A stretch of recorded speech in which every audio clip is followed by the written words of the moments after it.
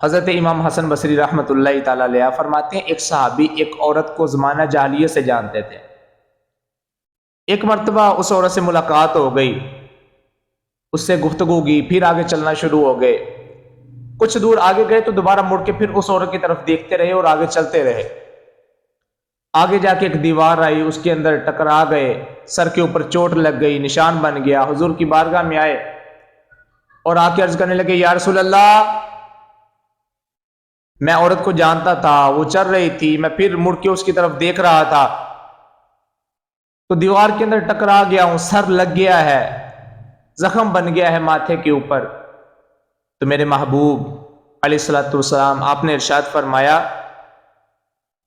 کہ جب اللہ تعالیٰ کسی بندے سے بھلائی کا ارادہ فرماتا ہے تو اسے دنیا میں ہی سزا دینے میں جلدی فرماتا ہے، دنیا میں اس کو جلدی سزا مل جاتی ہے۔ اور مولا علی رضی اللہ تعالیٰ عنہ آپ نے لوگوں سے فرمایا تمہیں آج میں وہ آیت نہ سناؤں کہ جو سب سے زیادہ امید سے بھری ہوئی آیت ہے۔ اللہ تبارک و تعالیٰ کی ذات پر انسان کو امید بندھ جاتی ہے، بندہ اللہ تبارک و تعالیٰ کی بارگاہ کے اندر پیش ہونے والا ہو جاتا ہے۔ تو لوگوں نے عرض کی حضور سنائے، آپ ارشاد فرمانے لگے، وما اصابکم من مصیبت فیما کسبت ایدیکم ویعفو عن کثیر، اور جو مصیبت تمہیں پہنچتی ہے تمہارے ہاتھوں کی کمائی کے سبب پہنچتی ہے، اور وہ کریم تو درگزر فرما دیتا ہے بہت سی تمہاری کرتوتوں سے۔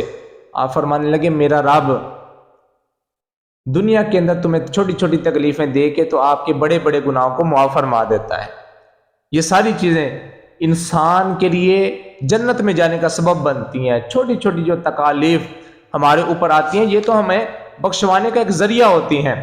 اور حضرت فقیہ ابو الیاس سمرقندی رحمۃ اللہ تعالی علیہ آپ ارشاد فرماتے ہیں کہ حضرت مسلم بن یسار رضی اللہ تعالیٰ عنہ اب بحرین گئے، وہاں پر آپ ایک بڑھیا کے گھر میں رکے۔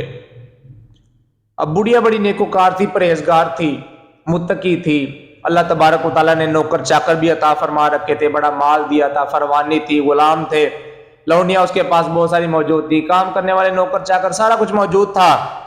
لیکن وہ بڑھیا نا بڑی پریشان رہتی تھی، بڑی پریشان رہتی تھی، ہمیشہ اس کے چہرے پر غمگینی ظاہر ہوتی تھی۔ حضرت مسلم بن یسار فرماتے ہیں کچھ دنوں کے بعد میں نے جب چلنے کا ارادہ کیا، میں نے اس سے اجازت مانگی کہ میں نے جانا ہے، تو بڑھیا نے کہا چلو ٹھیک ہے چلے جاؤ۔ آپ نے عرض کی میرے لائق کوئی حکم ہو؟ تو بڑھیا کہنے لگی جب اگلی مرتبہ کہیں ہمارے شہر آنا ہو نا، میرے گھر آگے رکنا، یہیں پہ آگے قیام کرنا۔ مسلم بن یسار فرماتے ہیں کافی وقت گزر گیا، میں وہاں پر تھا، نہ آ سکا دوبارہ اس کے شہر، لیکن جب کوئی میرا آنا ہوا تو میں نے دیکھا کہ آج غلام بھی کوئی نہیں، لونڈیاں بھی کوئی نہیں، نوکر چاکر سارے گئے، اس کے جو بیٹے تھے وہ وصال کر چکے، کوئی بھی موجود نہیں ہے۔ میں اس عورت کے قریب گیا تو آج میں نے دیکھا کہ عورت بڑی راضی ہے، بڑی خوش ہے، بڑی باش ہے، اس نے بڑا محبت بھرا میرا استقبال کیا۔ تو میں نے کہا بی بی وہ سارے نوکر کہاں چلے گئے؟ تو بی بی مسکرا کے کہنے لگی کہ وہ جو نوکر تھے، وہ جو میرا سامان لے کر جاتے تھے سارے غلام، جب دریا کے اندر وہ ہمارا سامان لے کے جا رہے تھے تو اچانک طوفان آ گیا، وہ غرق ہو گیا سامان، بیٹے وصال کر گئے، نوکر چھوڑ گئے، رونقیں ختم ہو گئیں۔ آپ فرمانے لگے بی بی جب تیرے پاس مال تھا تو غمگین رہتی تھی، آج اللہ تبارک و تعالیٰ نے تجھے مال سے بری کر دیا ہے، اللہ تبارک و تعالیٰ نے مال تجھ سے واپس لے لیا ہے، تو گناہ گار ہے۔